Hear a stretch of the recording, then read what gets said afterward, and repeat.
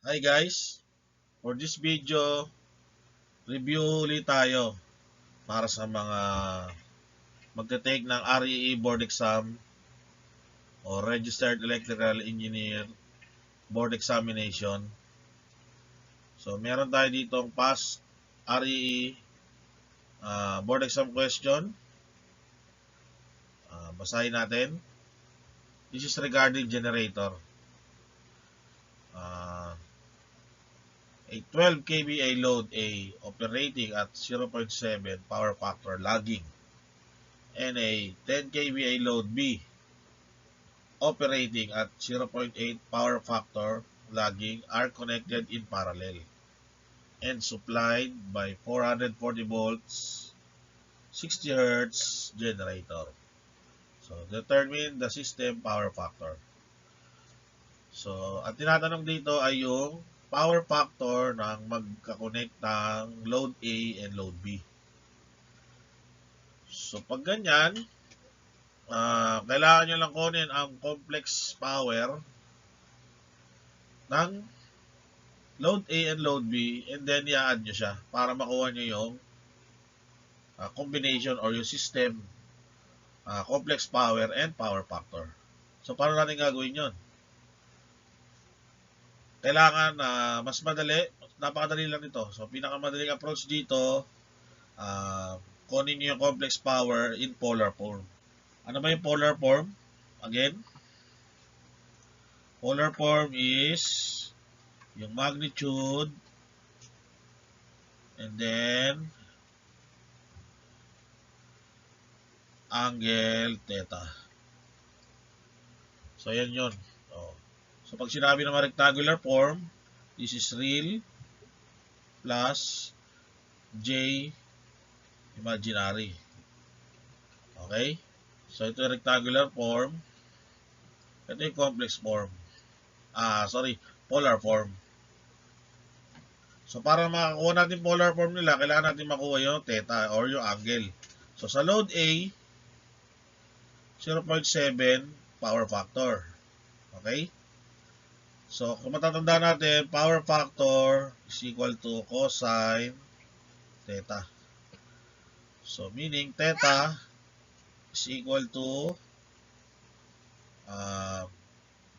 cosine negative 1 times power factor.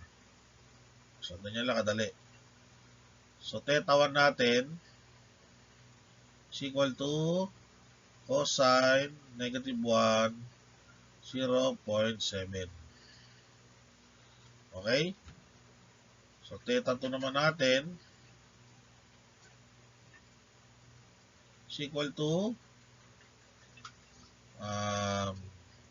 cosine negative 1 0.8. Okay? So, ang R natin is yung kVA na. So, kung matatandaan nyo, R, ito yung resultant sa vectors. Ito yung R. Okay? Ito yung real part or yung real part or yung X component. Ito yung imaginary part or yung Y component. Okay? So R, ito na yung pagdating naman sa complex power. So yung hypotenuse o yung R, ito yung kVA. Okay? Power triangle to kVA, ito naman yung kilowatts. Ito naman yung kbar. Okay? So, since meron na tayong R yung kVA, sulat na natin. Okay? So, complex power ng una ay 12 kVA daw. So, sulat mo na 12. Angle. So, ang angle nito ay cosine negative 1, 0.7. Yan siya. And then, add nyo lang Again, load B, 10 kVA, 10 angle. So, ang angle niya is cosine negative 1, 0.8. So, makukuha mo na ngayon yung complex power ng system. Which is, makukuha din natin dyan yung power factor.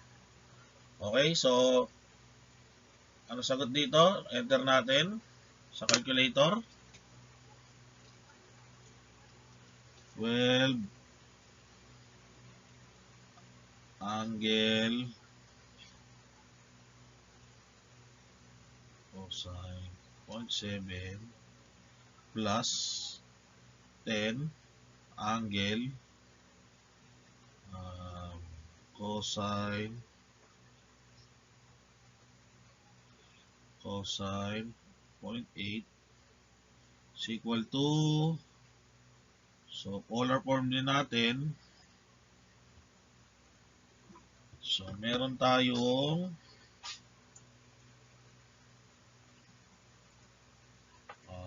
21.937 angle 41.617. So ito na yung complex power ng complex power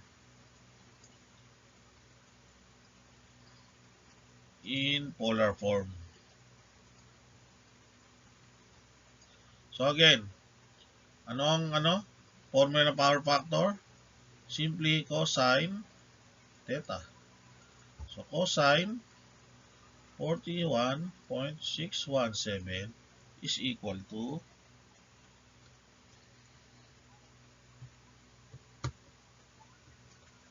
0.747.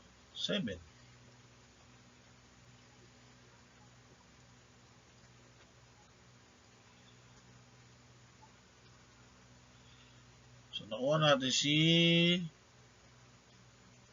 option C.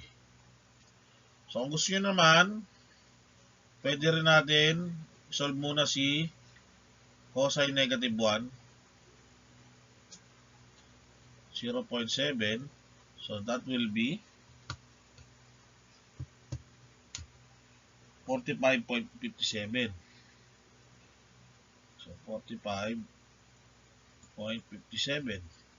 So cosine negative 1 na 0.8. Ito 36.87. So 36.87. So ulitin lang natin. So 12 angle 45.57 plus 10 angle 36.87. Solve natin yan.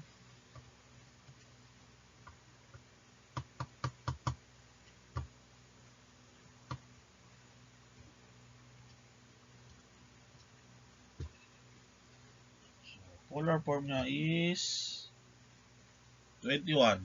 Same lang. So, 21.937 angle 41.616. So, almost same siya ng angle doon sa kanina. So, again, cosine 41.617 is 0.747, which is option C. Okay? So, madali lang yan. Kunin mo lang lagi yung complex power ng dalawa and then add lang. So, sana may natutunan kayo. So, medyo shortcut to kasi ito ay board exam approach. Meron pang long cut nito. Kaya lang dahil nga ang video natin ay for board exam wise approaches. So, pinaiksi natin. So, I hope na may natutunan kayo. So, kung hindi ka pa nakasubscribe, please hit the subscribe button and good luck sa board exam. God bless and salamat.